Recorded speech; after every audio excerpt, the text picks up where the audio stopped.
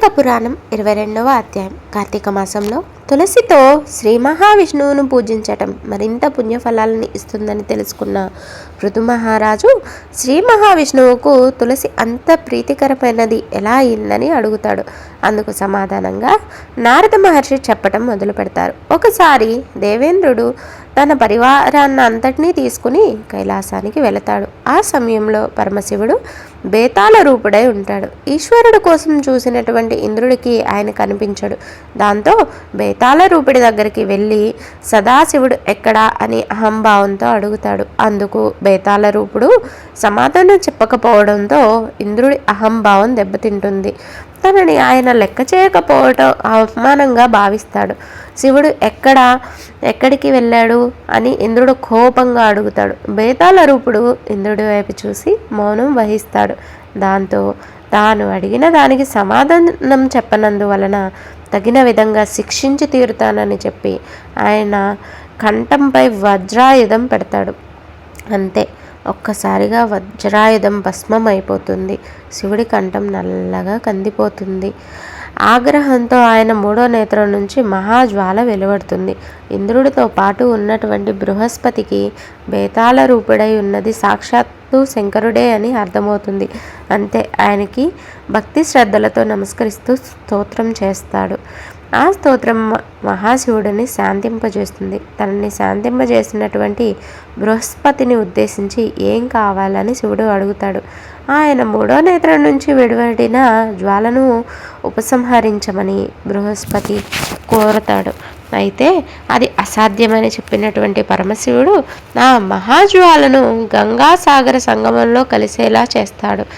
ఆ క్షణమే ఆ తేజస్సు బాలుడిగా మారుతుంది. సముద్రుడు ఆ పిల్లవాడిని తన కుమారుడిగా అక్కున చేర్చుకుంటాడు. అయితే ఆ పిల్లవాడు అదే పనిగా ఏడుస్తూ ఉంటాడు.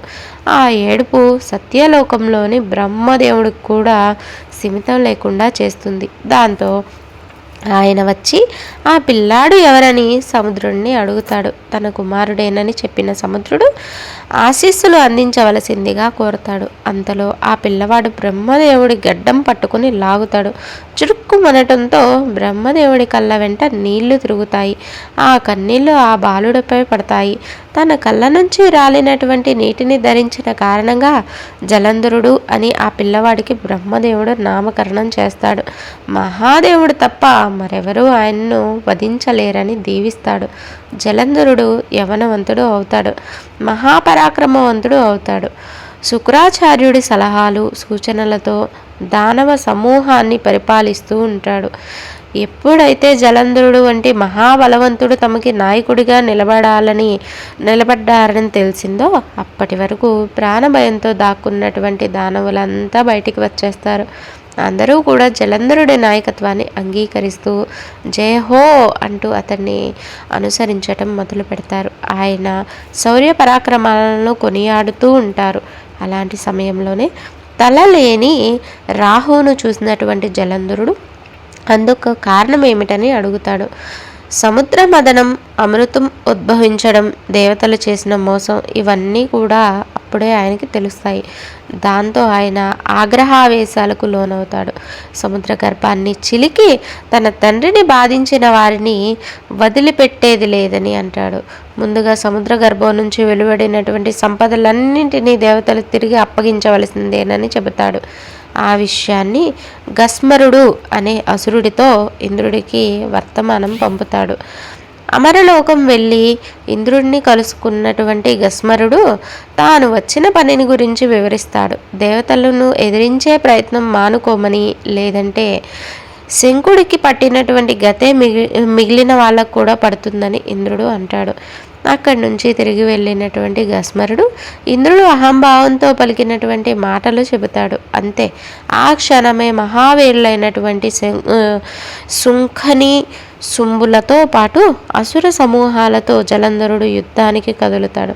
విషయం తెలియగానే ఇంద్రుడు కూడా దేవతల సేనలను రంగంలోకి దింపుతాడు. దేవతలకు అసురులకు మధ్య భయంకరమైన యుద్ధం జరుగుతూ ఉంటుంది. యుద్ధంలో మరణించినటువంటి అసురులను మృత సంజీవిని విద్యతో శుక్రాచార్యుడు బతికిస్తూ ఉంటాడు. మరోవైపున దేవతాసేనలు అచేతనులైపోతూ ఉంటారు. బృహస్పతి ద్రోణగిరి పైగల దివ్యమైనటువంటి ఔషధాలతో తిరిగి వాళ్ళను చైతన్యవంతులను చేస్తూ ఉంటాడు. ఈ విషయాన్ని గ్రహించినటువంటి జలంధరుడు ఆ ద్రోణగిరిని సముద్రంలో పడేస్తాడు. దాంతో దేవతలంతా కూడా అక్కడి నుంచి పారిపోయి మేరు పర్వత గుహల్లో దాక్కుంటారు. అమరావతిని జలంధరుడు ఆక్రమిస్తాడు. మేరు పర్వత గృహల్లో దాక్కున్నటువంటి దేవతలను వెతికి పట్టుకోవటానికి వెళతాడు.